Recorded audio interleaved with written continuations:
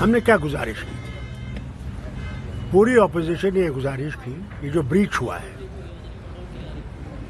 ये कैसे हुआ, क्यों हुआ और इसके पीछे कौन है। मेहरबानी करके सारे हिंदुस्तान की सिक्योरिटी कौन देखता है? Home ministry. हमारे बॉर्डर्स की भी हिफाजत होम मिनिस्ट्री की ये सब करती है। पार्लियामेंट की भी हिफाजत होम मिनिस्ट्री के ही, पुलिस वाले हों बाकी हों, सारे होम मिनिस्ट्री से। हमारी गुजारिश थी कि होम मिनिस्टर साहब तशरीफ लाए और ये पूरा बताएं। हमने कोई झगड़ा नहीं करना था, हम ये जानना चाहते थे कैसे हुआ, क्या हो सकता था। ये बम लाते, ये जहरीली गैस लाते जिससे खुदा जाने कितने एमपी मर गए होते है। ये कैसे हुआ? नई पार्लियामेंट है और कहा गया कि ये इतनी सिक्योर है कि जितना अमेरिका का गोल्ड वो फोर्ट नॉक्स में है उससे ज़्यादा सिक्योरिटी यहाँ है।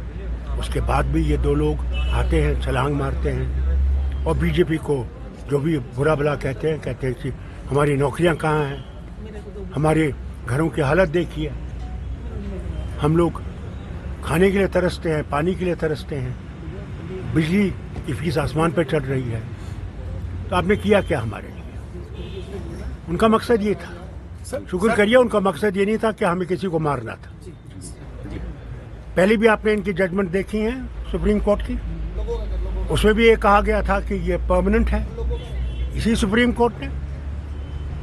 आज इन्हें ये कहा, आगे देखिए क्या होता है।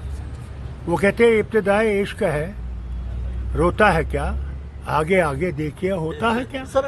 वो ये भी कहते थे ना कि 370 जिम्मेवार है टेररिज्म का, जी कहते थे ना जी। रियासत बैकवर्ड हो गई थी इनके वक्त में है जी। उसी पार्लियामेंट में राज्यसभा जिसमें कहते हैं, उसमें जब गुलाम नबी आज़ाद साहब अपोजिशन के लीडर थे, उनने दो रियासतों को कंपेयर किया, गुजरात को और जम्मू कश्मीर को। हमारे यहाँ 370 था, उसमें आंकड़े दिए जिसमें जम्मू कश्मीर गुजरात से भी आगे है। बिल्कुल। तो फिर 370 ने तो उसको पीछे नहीं रखा।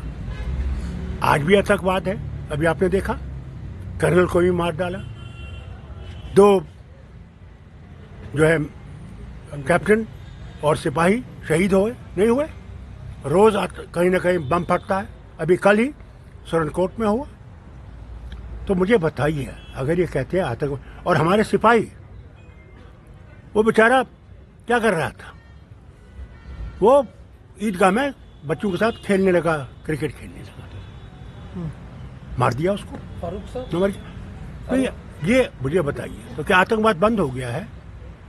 वो जो बेचारा वो सीआरपीएफ भी और वो जो है वो पुलिस के डीएसपी, जिसका बच्चा मेरे ख्याल से मुश्किल से कुछ महीने पैदा हुआ था, उसे गोली लगी। उसने टेलीफोन पे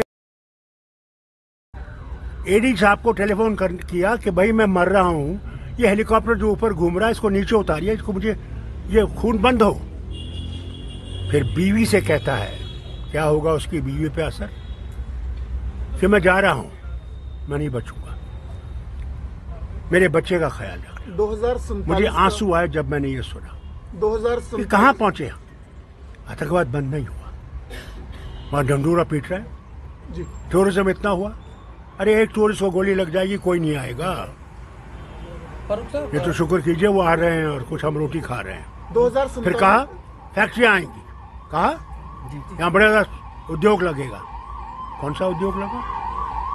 कश्मीर में एक वो दुबई वाला मॉल लगा रहा है। अरे मॉल तो पहले ही हमारे यहाँ है,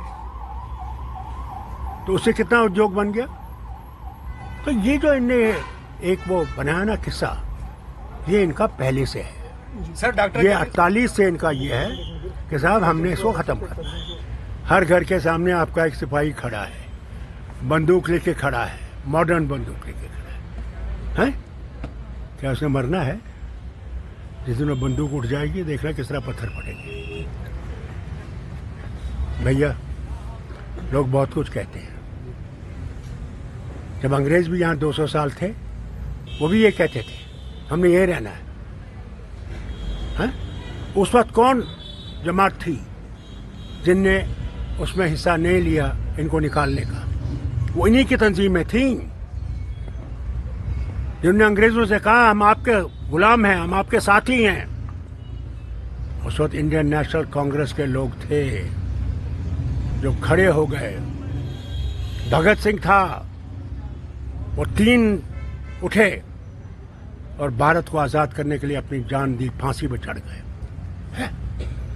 सर तो क्या आप समझते हैं कि हर एक चीज परमानेंट है? अरे हम परमानेंट नहीं है इस दुनिया में। कौन ये कहते हैं परमानेंट है? डॉक्टर साहब आ रहा है। राम सबका है, राम विश्व का राम है, वो हिंदुओं का राम नहीं है सिर्फ।